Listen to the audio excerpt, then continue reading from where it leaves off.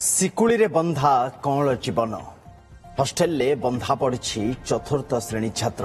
Nilgiri block Begunia ସରକାରୀ UG PG school ହଷ୍ଟେଲରୁ ଆସିଛି ହୃଦୟ ବିଦାରକ ଅଭାବନୀୟ ଏମିତି କିଛି ଦୃଶ୍ୟ। ଦର୍ଶକ ବନ୍ଧୁ, ହଷ୍ଟେଲରୁ ଘରକୁ ପଳାଇ ଆସୁଥିବାରୁ ଚତୁର୍ଥ ଶ୍ରେଣୀ ଛାତ୍ରକୁ ଦୀର୍ଘଦିନ ହେବ ଗୋଡ଼ରେ ବେଡ଼ି ପକାଇ ରଖାଯାଇଥିବାର ଅଭିଯୋଗ ହୋଇଛି। ভিডিও ভাইরাল হওয়া পরে তৎপরতা প্রকাশ পাইছি। অন্য পিলাঙ্ক ভিতরে কিভাবে হস্টেল কর্তৃপক্ষ পিলার গোড়ে এমতি বেড়ি পকাই রখিছন্তি তাকু নেই সাধারণরে তমাম প্রশ্ন উঠিছে। তেবে স্কুল প্রধান শিক্ষক অভিযোগকে খণ্ডন করিছন্তি। তাଙ୍କର କହିବା କଥା ଯେ ଛାତ୍ରଙ୍କ ବାପା ହିଁ ପିଲାର ଗୋଡ଼ରେ ଶିକୁଳି ପକାଇ ଦେଇଛନ୍ତି। ଏପଟେ ତାଙ୍କର ସହମତିରେ ଗୋଡ଼ରେ ବେଡ଼ି ପକାଯାଇଥିବା କହିଛନ୍ତି ଛାତ୍ରର ମା।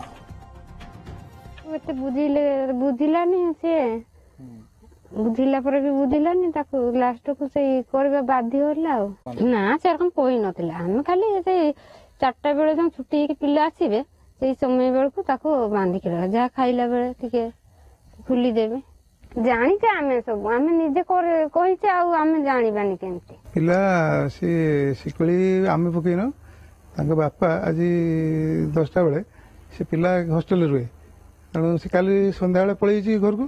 सी आउ स्कूल को आसपारे बाहरलानी आदौ, तेणु सी बाड़े आनिकी, तेणु से पियन छुआ मैंने सब क्लास जाइए सी खाऊले सी समय ताप आनिकी बांधिकी पियन को कहले कल तुम खाई सारा नहीं क्लास छाड़ पुणी आसला जगि रख घर को छाड़बनी। सी बापा जहाँ कर बापा करदे जाइए।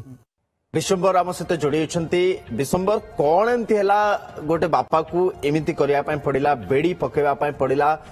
स्कूल कर्तृपक्ष जो कथा कहते बापा कर तो मानवाधिकार उल्लंघन सीधा सड़क भाव में दृश्यमान होपुणी शिक्षानुष्ठान भितर कहीं केमती किसी विरोध कलेनी, कहीं केमती किसी अंतत पक्षे बुझापी भी चेष्टा कलेनी। कौन प्रकृत पक्षे घटना सामना को आसूची?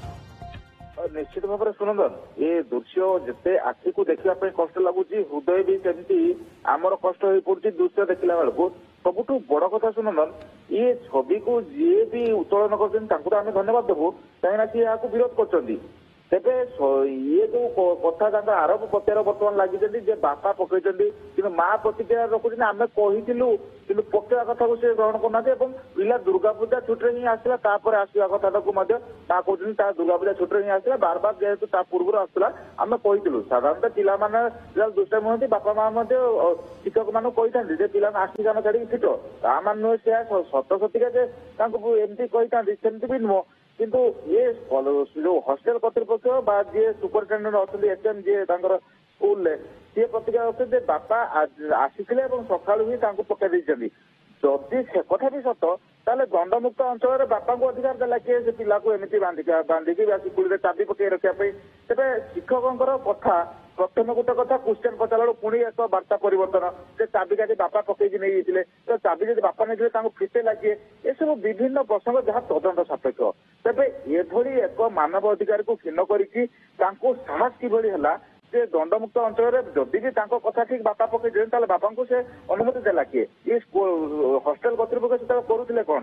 तेरे पिला को गोटे अन्य पिला गहन में एमती एक बांधिकी रखा यह निश्चित भाव में गोटे तदंत सापेक्ष और कार्यानुष्ठान हवा आवश्यक। जे प्रधान शिक्षक जी कि स्कूल हॉस्टेल सुपरिटेडेंट अच्छा सी करुले कौन, नॉलेज को नथिला किपरि एवं जो कथा आम पाखु सूचना आसी पाखापाखि 14 दिन ऊर्ध्व धरी से पिला क्लास अटेंड करना तार अनुपस्थिति को लक्ष्य करके से पिला को खोजा है। खोजा हवा पर हॉस्टेल तार एभलिया स्थिति को देखा जापर कथा प्रकट होती।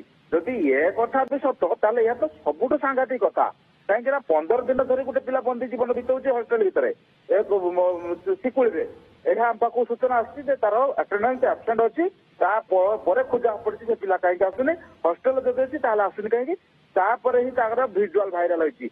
तेरे ये जो एचएम कथा माँ कथा दुखदायक अभावनीय जेते निंदा कले भी कम आज जुगे गोटे छोट पिला को बेड़ी पकाई रखा जामती किसी दृश्य सामना को आसी। चतुर्थ श्रेणी छात्र। दर्शक बंधु अनुमान आप लगे पार्थे। बहुत बहुत धन्यवाद विश्वम्बर।